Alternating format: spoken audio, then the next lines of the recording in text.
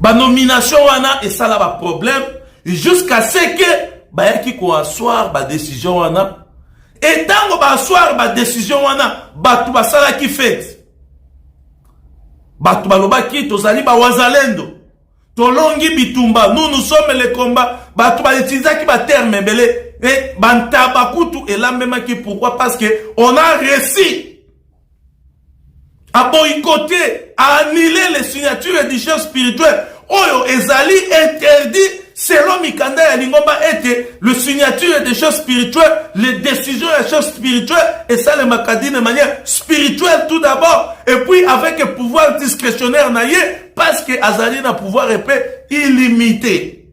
Mais les gens ont fêté pour avoir interdit aux signatures des choses spirituelles de fonctionner selon ba posa na bango ndenge balobaki moyen bango ba quitter ezate parce que ba umeli wana basi basali bloc na bango oyo mutu moko akoki ko fongola bloc wana te ata mokonzi apula sali ndenge ni bloc wana ekoki ko sale mate batu ba fetaki batu basalaki ba makambu ya ndenge na ndenge et in finish ndenge tozali koloba bayaki ko asseoir décision ya mokonzi apula tata Simon Kimbangu Kyangani.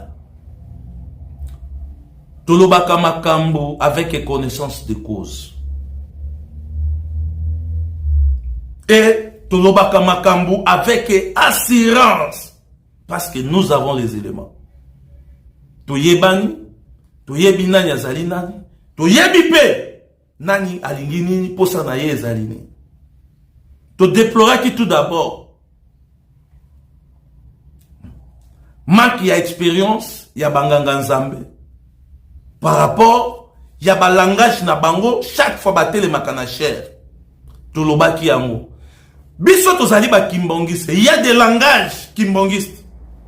Et ça na ba langage mususu na ba terme mususu ezali ya ba kimbongiste te. On ne peut jamais utiliser ça na niveau ya cher.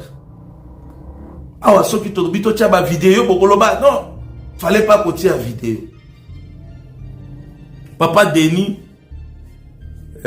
antenne na Johannesburg ba appel na yo oui na considérer yango moni na tie ba vidéo te parce que yo yebisaka nga chaque fois papa Guy Laurent ngai nazane na problème na yo quand tu fais tes émissions il faut pas mettre ba face ya batu soko kotia ta ba photo ya batu na bilongi ya batu luka otia mwa nini moko boye po ekale ba bilongi ya batu.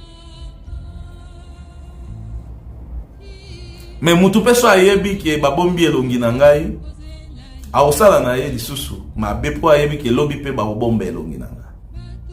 D'où ki mon amène sur la kisite qu'il faut ko bomba elongi. Ki mon amène so papa Simon Kimbangu a déploré ki yango et la kisite ke mutu so azosala mabe yo bomba elongi na ye po batu ba yeba te ke non quand texte mutu wana akozwa likanisi ya ko changer.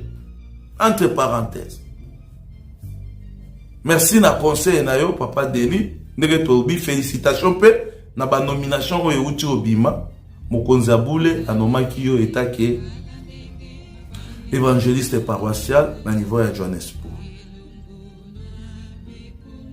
C'est-à-dire makambo na biso nyonso oyo ya Afrique du Sud ezali kaka na makambo mibale ya liboso non respect ya autorité ya mokonzi abule tata Simon Kimbangu Kyangani et puis be banganga nzambe na biso oyo bazali awa basali 12 ans pas 12 ans et 11 ans si je ne m'abuse pas na ba place oyo bazali wana et basala bloc balobi bloc wana ata mokonzi abule moye apanza ngo ezata donc avant ya kosala likambo il faut oleka epa na bango oyo tozoloba awa bambuta bazali na cabinet ayebi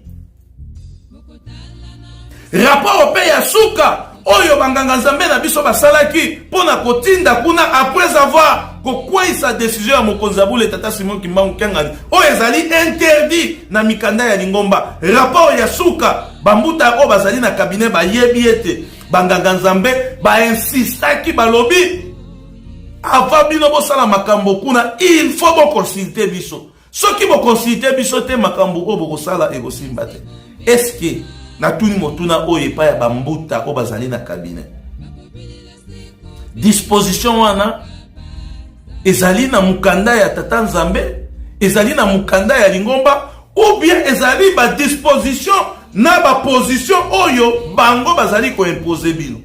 Parce que ceux qui te lobby tanga déjà na règlement d'ordre intérieur ya Lingomba, ceux qui te lobby tanga na ba lukutakanu oyo uti koleka, ba lukutakanu oyo eleka ya 2016 2017, ba lukutakanu wana nyonso ceux qui otangi yango bazali ko exhiber pouvoir ya mokonzi abule, ba exhiber pouvoir ya mokonzi abule, ba détailler pouvoir ya mokonzi abule, ba expliquer biso quand est-ce que les choses spirituelles peuvent décider, ba expliquer biso pouvoir ya mokonzi abule et bandeli wapi pe sukeli wapi.